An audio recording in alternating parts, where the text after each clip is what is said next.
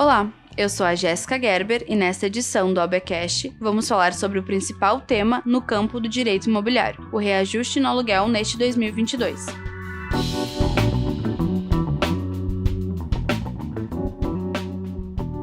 No acumulado entre maio do ano passado e o deste ano, o IGPM, principal índice para reajuste de aluguéis, somou elevação de 10,2%. Na prática, contratos que venceram no começo do mês de junho e serão renovados ou novos contratos devem subir, afetando seriamente as contas no final do mês. No entanto, ainda existe possibilidade de negociação com o proprietário do imóvel. Em nosso OBcast, recebemos Ricardo Vogt, presidente da Comissão Especial de Direito Imobiliário da OBRS. Olá, Dr. Ricardo, seja bem-vindo ao OBcast. Olá, muito obrigado. Tecnicamente e legalmente, o que é possível fazer para tentar negociar um índice de reajuste menor ou, quem sabe, reajuste nenhum, Dr. Ricardo? Bom, primeiramente, nós temos que ver que tipo de contrato nós temos, né? Via de regra, o contrato é escrito, mas muitas vezes o contrato de locação também é um contrato oral, principalmente o contrato residencial. Então, se nós temos um contrato oral, é falar diretamente com o proprietário ou com o responsável por essa locação para ver o que é possível. Já num contrato escrito, via de regra, ele é feito com o intermédio de uma imobiliária. Então, temos essa situação, tanto feito com uma imobiliária ou diretamente com o proprietário. Em qualquer um dos casos, se busca sempre o diálogo. Então, o inquilino tem que expor de forma clara para o proprietário ou responsável ou administrador que está com dificuldades de adimplir esses 10,5%, mais ou menos, e expor o que ele pode, quanto que ele está disposto ou qual é o limite dele para pagar. E pode pleitear, sim, um desconto, aí pode fechar um percentual, pode pedir um desconto mensal, ou seja, ao invés de pedir um desconto no reajuste, manter o reajuste e descontar um valor fechado, 100, 200, 300 reais, independente do valor do aluguel. Então são várias as opções, mas a primeira coisa é imediatamente entrar em contato com o responsável pela locação e expor a situação. Se conseguir esse acordo, como o inquilino deve prosseguir? Fazer um novo contrato ou apenas adicionar uma cláusula no contrato antigo? Novamente, vamos lá. Para o contrato oral é simples, o contrato oral é um pouco mais simples, pactuar o que ficou decidido e seguir em frente. Já no contrato escrito, nós temos alguns poréns. Via de regra, o contrato tem uma certa garantia, um tipo de garantia, a bem da verdade. Seja ela uma garantia em dinheiro, calção, seja um fiador, ou seja, essas novas modalidades de garantia que ainda não estão previstas em leis, tais como a crédito pago e outros garantidores. Então, o primeiro ponto que tem que ser feito, neste caso, seria um aditivo, porque se você fizer um novo contrato, vai ter que mexer também nas garantias. E se for fiador, novamente, os fiadores vão ter que assinar, vão ter que cobrir. Então, neste caso, como é uma mudança apenas da correção, é mais fácil fazer um aditivo. Então, faça-se um aditivo ao contrato, especificando esses pontos. Ora, vai dar um desconto na porcentagem, vai baixar para 0%, não vai ter reajuste, vai ter um desconto mensal em um valor fechado, mais ou menos nessas linhas. Você poderia nos explicar de forma simples como funciona essa alteração na porcentagem e por que está com esse aumento tão significativo? Bom, não é tão simples assim. Nós temos alguns índices de correção. O IGPM é o índice mais usado. Bom, por que o IGPM? Temos muita gente que fala também do IPCA. Primeiramente, o IGPM ele é um índice muito robusto, é um índice antigo. Ele tem, desde 1947, vem sendo feito por uma instituição privada, a Fundação Getúlio Vargas, e já o IPCA é um índice que o governo usa, né, que é feito pelo IBGE. Então temos essas duas pontos básicos de diferenciação entre os dois. Também o IGPM é muito mais completo, são mais de 2.000 itens que compõem a cesta, entre eles o IPCA. Temos o INCC, o IPA, entre outros que compõem o IGPM. Por que o IGPM aumentou? Porque o IGPM também acompanha a inflação. Aí temos que fazer de novo um retrospecto histórico. Nos anos 80, quando tínhamos a hiperinflação, os únicos ativos disponíveis eram justamente o dólar e os imóveis. Então, quem tinha dinheiro não tinha muito onde investir. Então, o IGPM, nos anos 80, foi muito bom porque era um dos poucos índices fidedignos e disponíveis no momento. O IPCA, como eu falei, é um índice que o governo utiliza, só que ele é usado em 16 capitais e abrange 90% dos consumidores dessas capitais. Então, salvo o melhor juízo, ele é um índice que não contempla tanto quanto o IGPM. O IGPM, ele teve realmente esse aumento. Eu trouxe aqui, claro que as pessoas não podem nos enxergar, eu trouxe uma planilha que puxa os índices do IGPM e do IPCA nesses últimos 3 anos. Então, 2019, 2020, 2020, 2021, 2021, 2022. Ou seja, 2019 o IGPM 6,35. Claro que esses índices podem estar um pouquinho errados, eu fiz uma conta aritmética, mas é mais ou menos isso aí. Então, IGPM 2019 2020, 6,35, no período de junho a maio. Já em 2020 2021, aí sim, subiu muito, 32%. Agora, neste período, que está completando aniversário, que é a renovação dos contratos, 10,25. Vamos para IPCA. 2019 2020, 12,415. 2020 2021, 12,427. 2021 2022, 12,09. Ou seja, o IGPM já está voltando a mais ou menos os patamares anteriores, enquanto o IPCA manteve realmente uma média. Se você for ver este ano, pelo acumulado, o IGPM ainda é mais vantajoso que o IPCA. Realmente, no ano passado, no retrasado, tivemos muitas alterações, algumas forçadas por decisões judiciais para o IPCA. Então, o IGPM, ele é um índice muito fidedigno. Vejam bem, eu não estou defendendo nenhum índice, eu estou trazendo só o contexto de cada um. Ele é um índice fidedigno e, infelizmente, ele continua alto pelo próprio mercado. É um índice que regula o mercado, regula todos os contratos de mercado, e é por isso que ele é tão utilizado para a correção e reajuste dos aluguéis. Sabemos que alguns locatários têm a opção de, ao invés de usarem fiadores, utilizarem o calção. O locador pode usar esse calção para abater em algum mês depois do reajuste?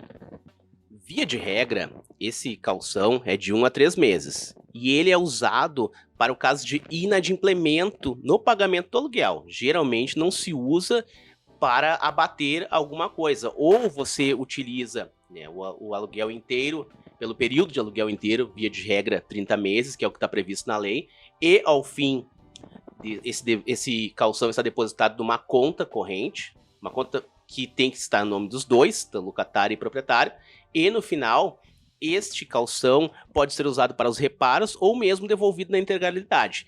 Via de regra, não se usa o calção para cobrir um pequeno reajuste, sim para cobrir a inadimplência de 1, 2 ou 3 meses, dependendo do calção que se usa. Via de regra, então, não se usa o calção para complementar ou para fazer esses pequenos pagamentos, compensações. Você conseguiria sugerir um reajuste diferente deste que está sendo usado para o aluguel? Temos um novo reajuste que a Fundação Getúlio Vargas criou a partir de 2018 e foi lançado em janeiro deste ano, que é o IVAR, Índice da Variação do Aluguel Residencial. Ele tem uma métrica e uma metodologia um pouquinho diferente. Ele é utilizado exclusivamente para o aluguel residencial de 4 grandes cidades: São Paulo, Rio de Janeiro, Belo Horizonte e Porto Alegre. Então, o que a FGV faz? Entrou em contato com as administradoras de imóveis e também com os sindicatos da habitação e faz um estudo de 10 mil contratos por mês para se ter uma ideia do preço realmente praticado, não do preço oferecido. Bom, este IVAR, nessa mesma série histórica aí de recortes de 2019, 2020, 2021. 2019, menos 6,3. 2020 para 2021, 4,13 positivo. E em 2021, 2022, 5,65. Prós e contras. O IVAR é muito novo e é o mercado quem decide. Não existe uma regra que diz que é esse ou aquele ou outro índice de reajuste. É o mercado que decide. Então, como eu falei anteriormente, sem defender nenhum desses índices, o IGPM é o que melhor reflete todo o contexto. Então, o IVAR é um novo índice apresentado e a gente tem que ver se os próprios inquilinos, proprietários, administradoras vão adotá-lo. É um índice confiável, é feito pela Fundação Getúlio Vargas e está aí como uma opção, apenas para o aluguel residencial. Agora, basta saber se este índice vai ser utilizado. Via de regra, continuará sendo o IGPM por ser um índice mais confiável e mais robusto. Então, doutor, explica um pouquinho para nós como que funciona. O proprietário pode escolher se vai usar o índice IGPM ou se vai usar o IVAR?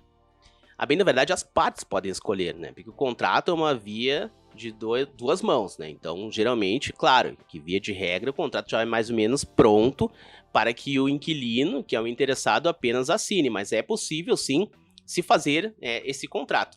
Por que se usa o IGPM? Porque todos os outros contratos estão sendo regulados pelo IGPM. Água, luz, condomínio, todos os outros contratos. Então, é o mercado.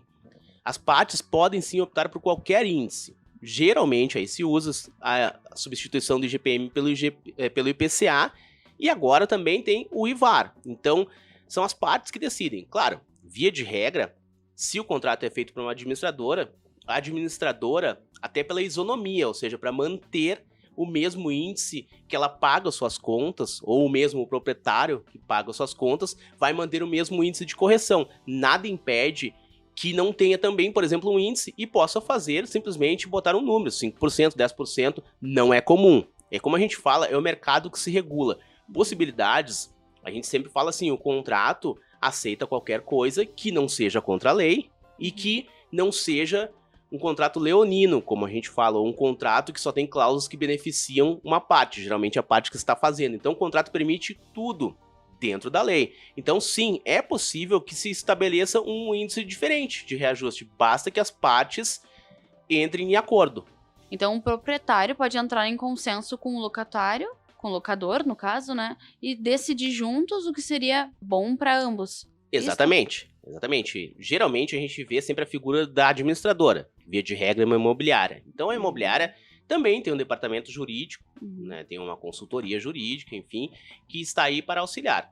A vantagem das partes é que sempre prevalece. Claro que nos contratos regidos por imobiliária nem sempre é fácil o contato direto com o proprietário, mas sim, se as partes decidirem, vai para o contrato. Aí tem que ver se o contrato é um contrato vigente, seria um aditivo, a via mais fácil. Se é um contrato novo, desde já fazer esse contrato com esse índice desejado e escolhido pelas partes. Então, doutor, vamos falar um pouquinho sobre a atuação da advocacia nesses processos. Onde é importante a atuação do advogado nessas renegociações? Bom, a atuação é fundamental, né? Nesse período de pandemia, principalmente no período mais forte, no ano passado, nós tivemos algumas decisões judiciais, busca de reajuste diretamente pela via judicial, e que muitas vezes as decisões não foram as melhores, porque geralmente uma decisão judicial vai ser boa para uma parte e nem sempre para outra. Então tivemos algumas decisões um pouco fora da realidade, que determinaram índices de reajuste ou cancelamento, ou simplesmente nenhum reajuste, e que prejudicou muitos proprietários. Então, isso foi um contexto que tivemos no início da pandemia, e no meio, né, quando esteve mais forte. Agora não estamos mais tendo esse tipo de problema, agora já está ajustado novamente. A Comissão de Direito Imobiliário aqui da OBRS tem debatido essa questão dos reajustes de aluguéis? Diuturnamente. Em todos os nossos grupos e nas nossas reuniões a gente tem debatido.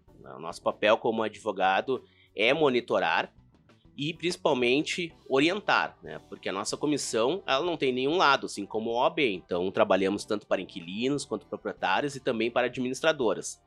Estamos estudando sempre e debatendo este tema para fazer a melhor orientação.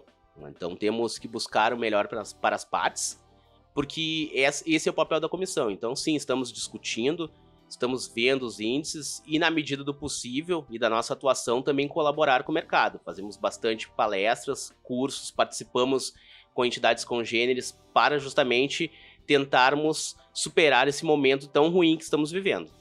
Para contextualizar, doutor, quais as vantagens que o proprietário e o inquilino têm para entrarem num acordo sobre o índice?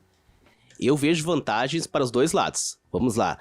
Vamos pegar via de regra o que as pessoas pensam e que nem sempre é verdade. Eu trabalho muito com administradoras, com imobiliárias e com proprietárias. E talvez a visão geral não seja a visão real. Muitas pessoas pensam que o proprietário de imóveis é proprietário de muitos imóveis e que vive uma situação financeira muito boa. A bem da verdade não é isso. A maioria dos proprietários de imóveis que os loca tem no máximo 2 imóveis para locação. Então, nesse contexto, a gente verifica que o valor da locação é um valor que faz muita diferença na renda do proprietário. São pessoas como, por exemplo, pessoas que já se aposentaram, que trabalharam economias de uma vida toda para investir no imóvel e para ter ele como objeto de uma renda extra nos melhores momentos da sua vida na aposentadoria. Esse é o contexto geral. Também, não apenas pessoas aposentadas, mas pessoas que têm esse imóvel como uma fonte de renda. Vejamos, por esse lado então, a pessoa que é proprietária e deixa de locar o imóvel por alguma razão, dentre as quais, por exemplo, nesse aspecto que nós estamos falando, olha, não chegamos a um meio termo sobre o índice de reajuste, essa pessoa vai ficar sem locar o imóvel. Bom, ela ficando sem locar o imóvel, ela vai ter custos fixos de condomínio, no mínimo de condomínio, luz e IPTU, além de algumas outras taxas de manutenção do próprio imóvel. E em Porto Alegre, antes desta crise do Covid, via de regra, a locação de imóvel demorava 10 meses entre o período da desocupação até o período de uma nova locação. Um pouquinho mais, um pouquinho menos, dependendo da região e dependendo do valor da locação. E eu estou falando também de locação basicamente residencial. Na comercial também é o mesmo problema, porque a gente tem que pensar o seguinte, do ponto de vista do locatário. Se o locatário, no caso comercial, não pode mais exercer a sua atividade de renda, vai também prejudicar na residencial, vai deixar de locar. Então, dos dois modos é ruim, porque deixa de locar, essa pessoa vai ter que viver em uma habitação com familiares, enfim, ou vai ter que ir para um lugar incompatível com a sua renda no momento, e todo mundo vai sair perdendo. Além disso, geralmente o contrato é administrado por imobiliária, e essa imobiliária também vai perder a sua taxa de administração, ou seja, o imóvel parado é ruim para o inquilino, que não vai poder usufruir, ruim para o proprietário, que além de não ter a sua renda, vai ter débitos e custas com este imóvel, e ruim para a administradora. E ao fim e ao cabo, ruim para o mercado, porque a habitação é sim um termômetro da economia. Então a economia para de girar. Nesse contexto aí eu trouxe 3 partes e que tem inúmeras outras partes, né? Os prestadores de serviços do condomínio, prestadores de serviço da própria locação. Então a roda deixa de girar. Então é muito importante que as partes entrem num consenso para que mantenham sim este aluguel. Então a gente dá um passo para trás para poder dar outros 2 para frente.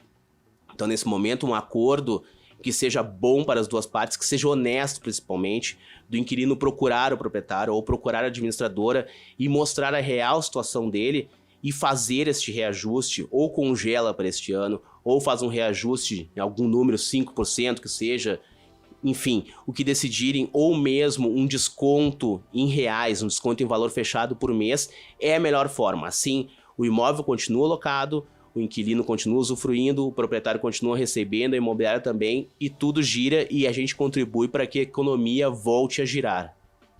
Mas num cenário, doutor, que o proprietário e o inquilino não entram num acordo, tá?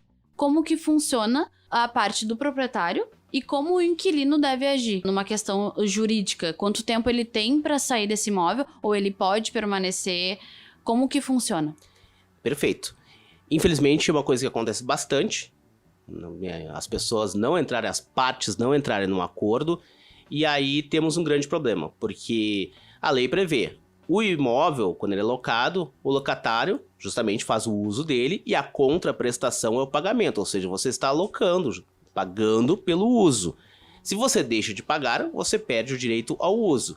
Se não se chegar a um acordo, vai ser aplicado o índice de correção, via de regra o IGPM, então seu aluguel, para a gente contextualizar um aluguel de R$1.000, vai para 1.100 e alguma coisa, 1.110, 1.120 mais ou menos, e aí você vai ter que pagar.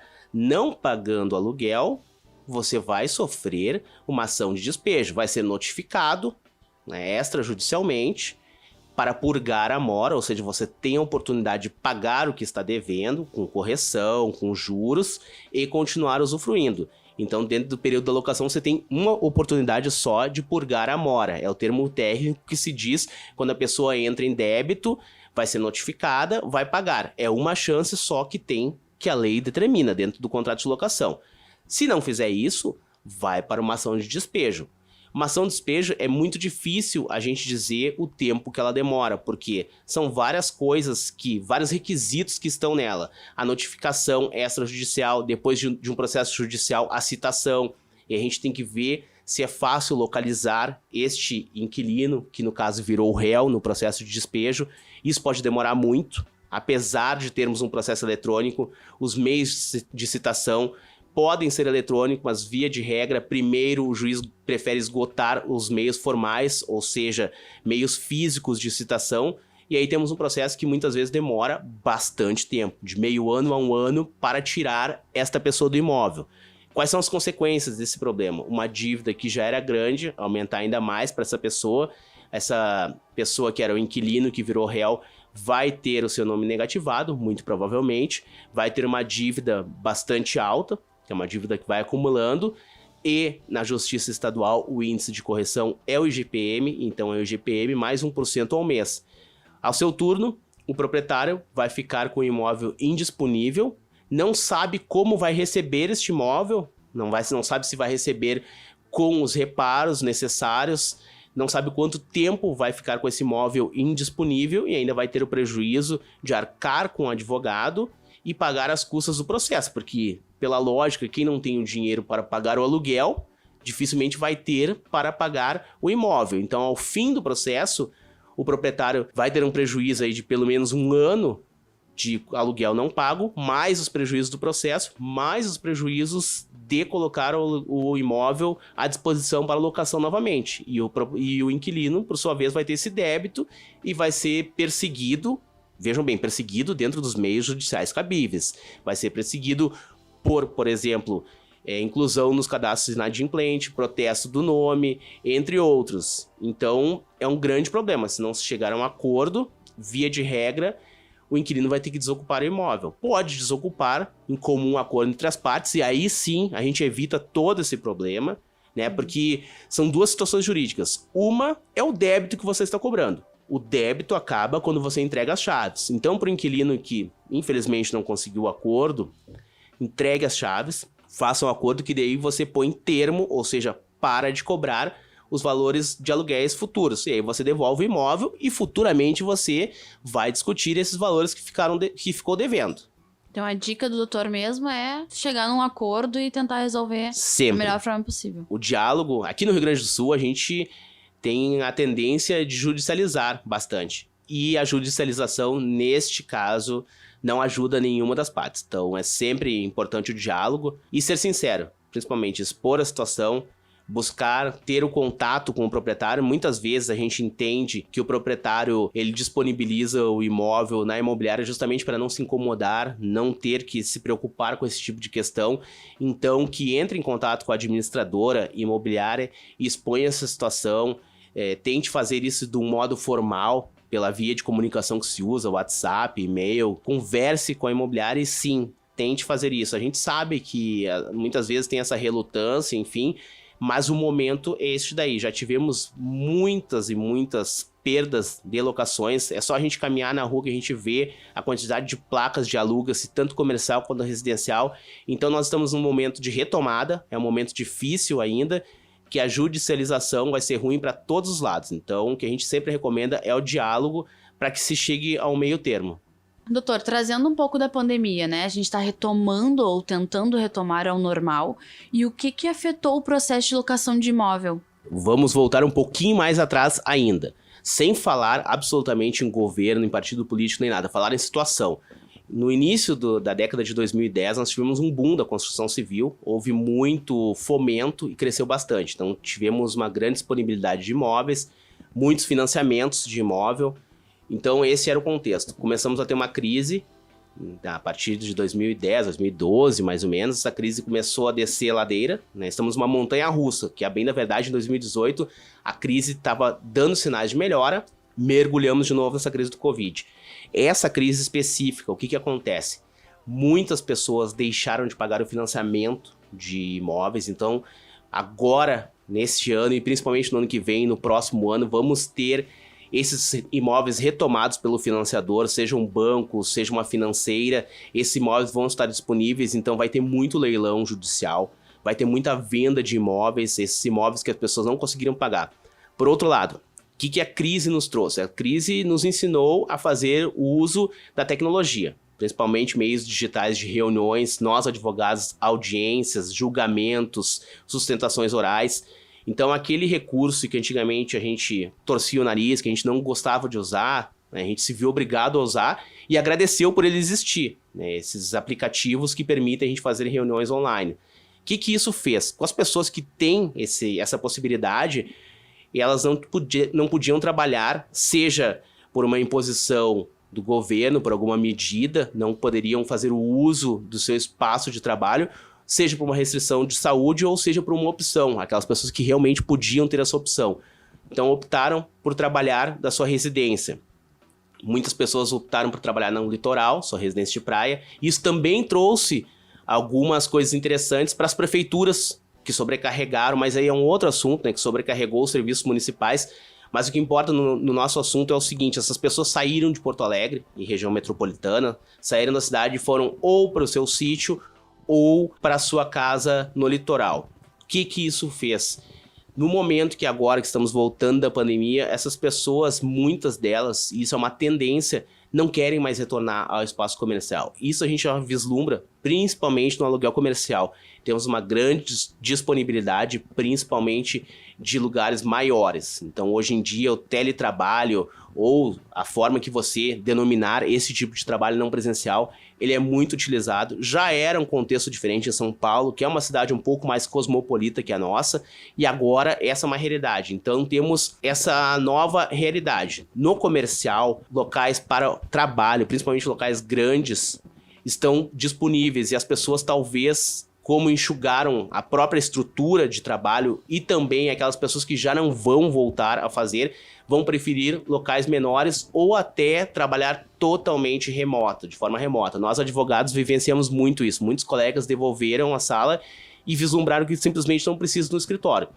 Então, do ponto de vista do aluguel, da locação comercial, espaços grandes vão estar disponíveis. Já na residencial é o contrário, as pessoas estão buscando por mais conforto. Não necessariamente numa região central, aqui no nosso contexto de Porto Alegre, é muito bom você trabalhar perto, residir perto do seu trabalho. Assim não gasta tanto tempo com deslocamento. Bom, se não temos mais esse problema, as pessoas buscam locais mais afastados.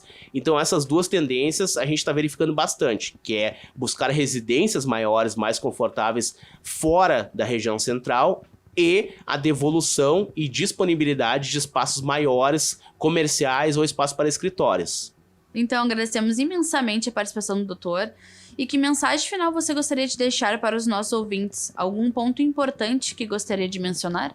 Primeiramente, quero agradecer pela oportunidade da OAB, falar que eu estou sempre à disposição e que aqui é um advogado que trabalha com o direito imobiliário que está falando. As pessoas podem e têm todo o direito de discordar. Eu trouxe aqui algumas ponderações do mercado e principalmente ponderações que a gente vem discutindo na comissão.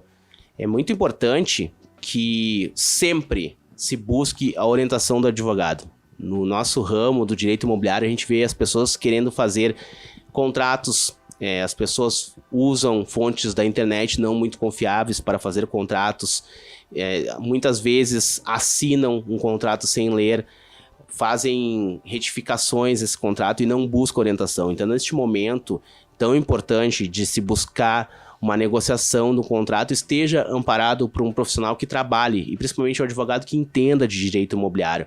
Busque sempre orientação. Isso serve tanto para proprietários quanto para inquilinos e administradoras. A gente vê muitos problemas gerados justamente pela falta de conhecimento técnico, a falta de conhecimento jurídico das pessoas que, claro, na melhor das boas intenções, tentam resolver os problemas, mas sem a orientação jurídica, a orientação técnica. Então, além disso, faço convite a todos os colegas que participem da OAB.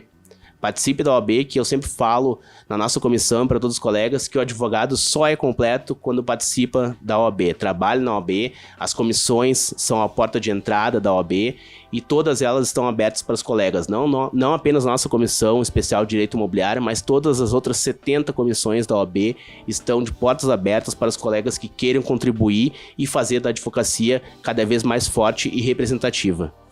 E com isso chegamos ao final de mais um episódio do OABcast. Não deixe de acompanhar a OAB-RS em seu site oficial e também em suas redes sociais, para ficar atualizado sobre os temas de interesse da advocacia gaúcha. Para conferir as outras edições do OABcast, basta acessar a sua plataforma de streaming preferida. Obrigado a todos e a todas que escutaram até o final. Nos encontramos no próximo programa. Até lá!